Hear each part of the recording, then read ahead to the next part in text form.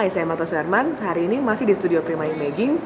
Kita masih mau melakukan pemotretan dengan menggunakan Miops. Jadi hari ini saya masih ditemenin sama William Sutanto. Jadi hari ini saya dan William mau mencoba eksperimen yang agak sedikit berbeda dibandingkan episode yang sebelumnya. But I know that I want to be where you are. Nah, hari ini motretnya kameranya apa nih, Will? Jadi kali ini pemotretannya masih pakai kamera yang sama, D850 sama lensa 85 tilt shift. 85. Karena yang si tilt shift itu lebih fleksibel untuk dirubah perspektifnya.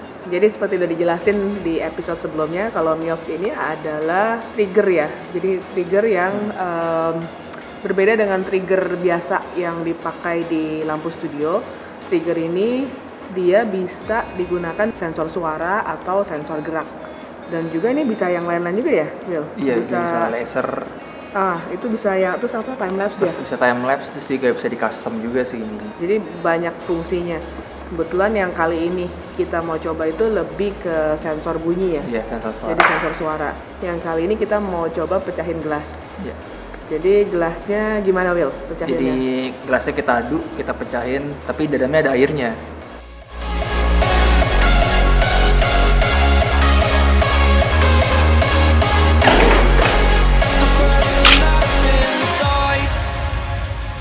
Believe me, I swear, the story's not over.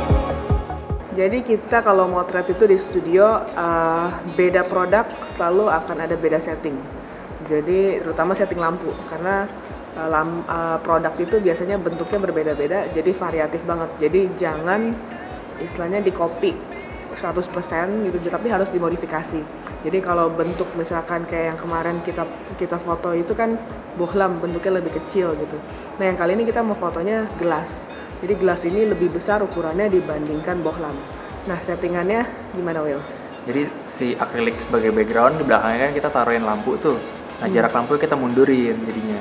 Supaya lebih rata ya. Supaya lebih rata, gelasnya lebih kelihatan karena gelasnya lebih besar kan. Kalau bohlam kan kemarin itu kita lebih dekat dia posisinya.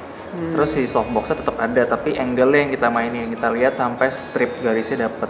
Karena di dalamnya juga ada air, treatment lampunya itu perubahan intensitas kekuatan powernya juga beda jadinya.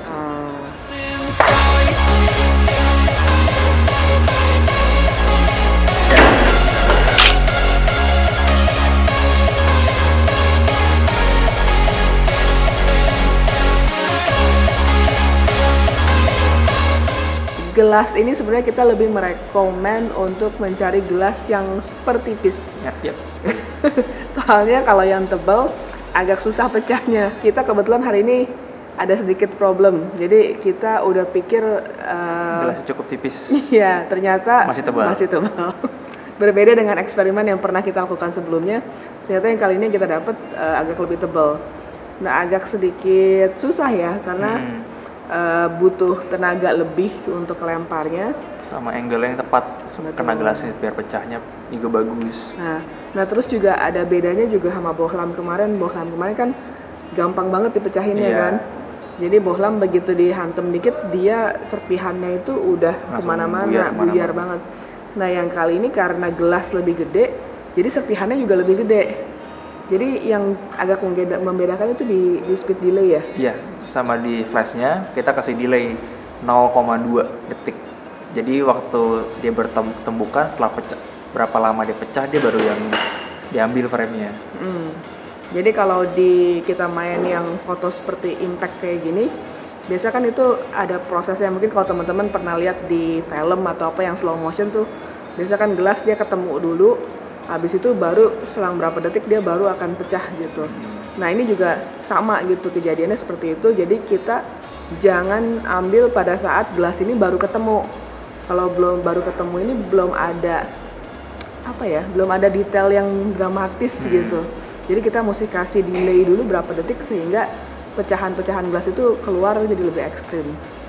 Kalau kita mau main high speed di studio agak sedikit berbeda ya. Ya, betul. Agak sedikit berbeda dibandingkan dengan high speed dengan outdoor atau available light. Jadi kalau misalkan kita main di available light menggunakan matahari, yang membekukan apa ya? Yang freeze-kan gambar itu Iya. shutter speed. Shutter speed. Jadi misalkan kita nyiram air gitu. Nah, itu shutter speed harus tinggi supaya membekukan momen tersebut. Tapi kalau kita bicara di studio setting, studio lighting, nah itu ada istilahnya apa, Will? Flash duration. Jadi yang nentuin itu si flashnya. Jadi setiap flash itu punya flash duration beda-beda, tergantung powernya juga. Jadi itu tantangannya juga untuk settingan ini. Karena settingan kamera cuma 1 detik. Tuh. 1 detik gitu. Untuk ada delay untuk kita lempar.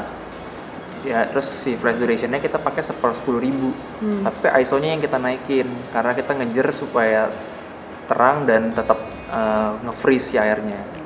Sebenarnya flash duration itu bisa kita tahu detail banget kalau ada di baterai pack ya? Iya, di baterai pack kelihatan. Kalau misalnya nggak ada di baterai pack, bisa dilihat di manual book. Iya, ada di manual book lampunya. Setiap lampu itu punya flash duration yang berbeda-beda. Jadi make sure tahu pada saat kita motret itu kita mau menggunakan flash durationnya di angka berapa.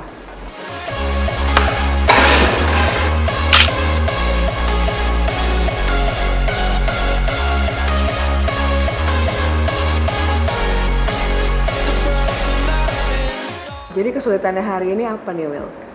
Kesulitan hari ini ya gelasnya itu terlalu tebal sih yang kita temuin. Jadi susah pecah. Jadi yang kita dapat tuh gak sesuai sama yang pernah kita eksperimen sebelumnya sih. Jadi tadi kita coba eksperimen diisi air pertama, terus kemudian sebenarnya biasanya kita isi setengah nggak apa-apa ya, isi setengah. Kemudian pada saat dia bertumbukan kan dia pecah tuh. Jadi airnya itu muncrat ke pinggir-pinggir. Nah yang kali ini karena gelasnya nggak pecah-pecah, jadi airnya itu keluar dari atas. Nah itu efeknya jadi agak sedikit berbeda dibanding foto-foto yang pernah kita coba sebelumnya. Jadi dia itu ekstrim, agak keluar kayak istilahnya kayak muntah dari gelasnya, dan bentuknya itu bukan splash yang hancur. Nah akhirnya kita coba akalin tadi dengan mengurangi airnya. Jadi gelas yang kita lempar itu dikurangin airnya supaya nggak terlalu keluar terlalu banyak sehingga out of frame.